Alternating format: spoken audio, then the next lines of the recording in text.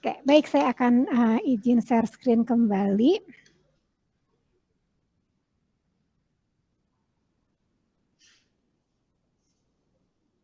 Oke, sudah ya? Sudah muncul? Oke, siapkan dibuka dulu kolom komentarnya supaya cepat di sana kolom komentarnya. Oke, siap. Ini terkait dengan apakah ini sebuah sanksi atau sebuah hukuman. Siap ya? Siap semuanya? Oke, 1, 2, 3. Soal yang pertama. Mencatat 100 kali di dalam buku dengan kalimat saya tidak akan terlambat lagi. Pada anak yang suka terlambat ke sekolah itu adalah sanksi atau hukuman? Boleh menulis AB-nya saja ya. Oke, sanksi atau hukuman? Oke, sudah semua? Jawabannya adalah sanksi. Oke, lanjut. Lari mengelilingi lapangan basket 2 kali karena terlambat hadir di sekolah itu sanksi atau hukuman?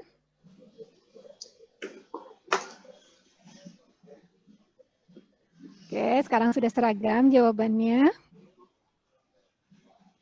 Sudah semua?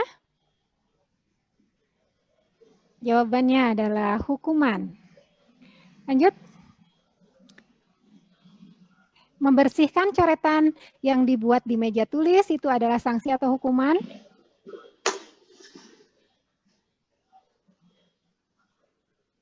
Oke.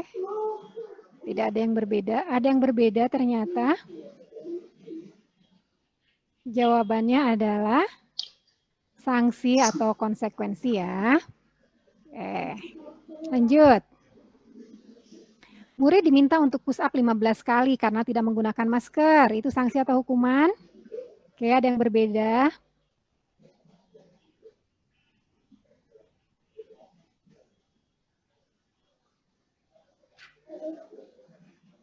Sudah semua?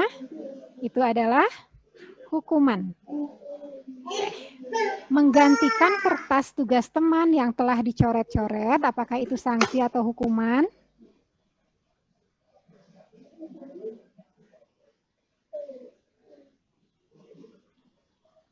Sudah semua ya? Oke, itu adalah sanksi atau konsekuensi. Lanjut. Berjemur di lapangan basket pukul 12 siang karena ngobrol dengan teman.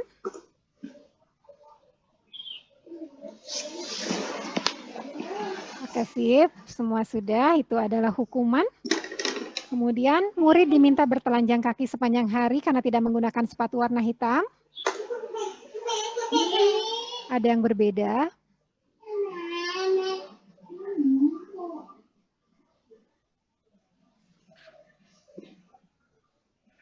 Oke, itu adalah hukuman. Berdiri di depan kelas sambil mengangkat kaki karena tidak bisa menjawab pertanyaan.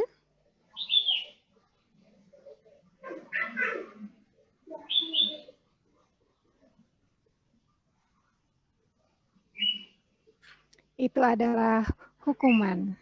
Lanjut. Membersihkan tumpahan air di meja tulis karena tersenggol pada saat belajar, itu adalah sanksi atau hukuman?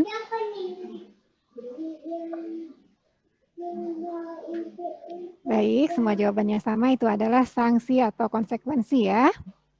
Oke, kehilangan 10 menit jam istirahat untuk mengerjakan tugas karena terlambat datang dan tertinggal pelajaran selama 10 menit, itu sanksi atau hukuman?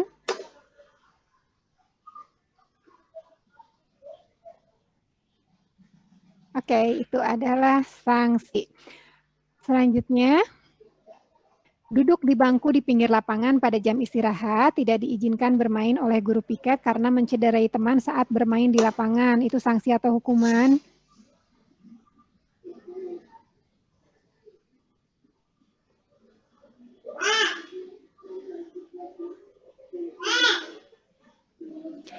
Jawabannya itu adalah sanksi. Lari mengelilingi lapangan basket 2 kali karena terlambat 10 menit untuk pelajaran PJOK, itu sanksi atau hukuman? Ini banyak yang berbeda-beda nih. Menarik ini untuk dibahas. Sudah semua? itu adalah sanksi. Oke. Terakhir, membersihkan WC sekolah karena mematahkan pensil kawannya itu sanksi atau hukuman? Ada yang berbeda juga. Oke. Sudah semua?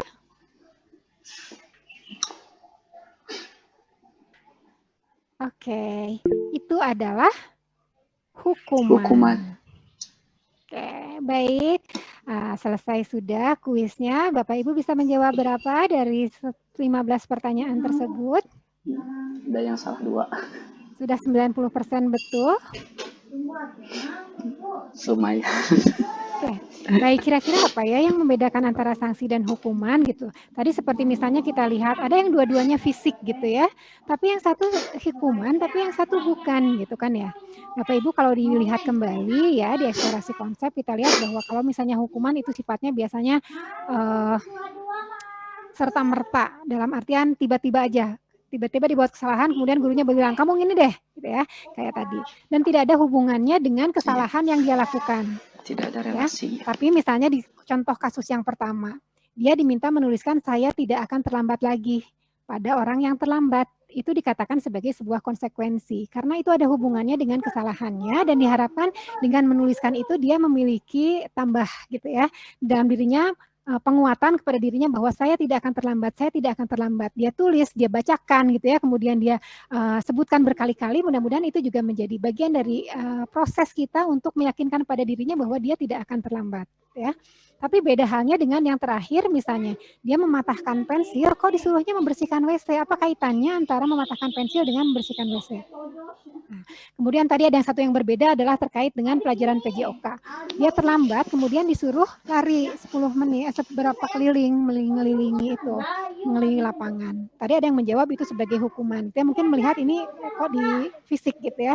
Tapi kalau kita misalnya melihat kembali, dia terlambat 10 menit nih di pelajaran olahraga.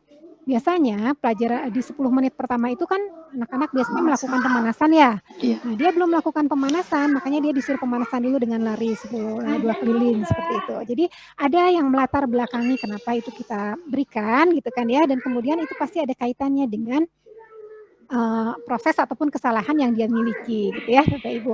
Nanti silahkan Bapak Ibu tajamkan kembali terkait dengan hal tersebut, bisa dilihat kembali di LMS ya.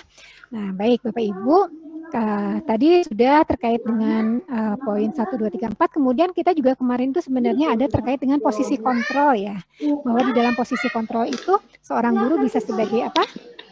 Punisher ya, atau penghukum, bisa sebagai apa lagi? Pemberi kesalahan.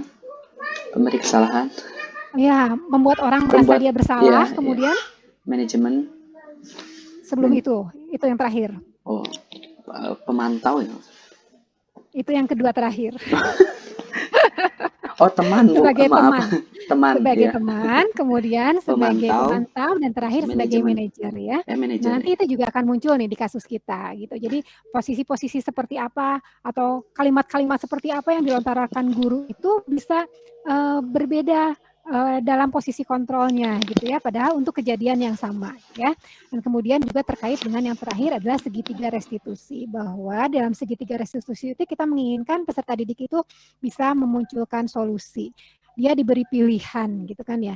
Dan Bapak Ibu lihat kembali di dalam segitiga restitusi itu ada 3, yang pertama itu menstabilkan identitas, kemudian memvalidasi tindakan, dan yang terakhir adalah menanyakan keyakinan. Ya, dan nanti ini akan menjadi pisau analisis Bapak Ibu ketika masuk ke dalam diskusi ya. Baik, saya izin share screen kembali Bapak Ibu. Di dalam diskusi kali ini nanti Bapak Ibu akan dibagi ke dalam 3 kelompok. Ya, Bapak Ibu akan dibagi ke dalam 3 kelompok, kemudian Bapak Ibu akan memiliki waktu kurang lebih 45 menit untuk mendiskusikan. Di sini ada 4 kasus Bapak Ibu, dan dalam kasus ini Bapak Ibu tidak diminta untuk memilih kasusnya, tetapi mengerjakan semua. Ya. Kita lihat kasus yang pertama. Jadi Bapak Ibu diminta menganalisis kasus, nanti diberi pertanyaan dari kasus tersebut. Ya, kasus yang pertama ada guru matematik yang dia sakit, kemudian dia meminta ada guru pengganti ya. Nah, kebetulan si guru pengganti ini adalah guru yang baru gitu ya, baru 2 tahun, sehingga ada beberapa murid yang tidak respect gitu ya. Ini namanya, taruhlah namanya Vivi dan Natali. Jadi dia bersikap seenaknya, ketawa-ketawa dan tidak mengindahkan kehadiran Bu Eni ya. Nah, Bu Eninya sudah coba menegur, mendekatinya mereka secara halus, tetapi merekanya tetap tidak mengerjakan tugas dan malah ngobrol. Kemudian besoknya Bu Santi ini memanggil Vivi dan Natali tersebut dan menanya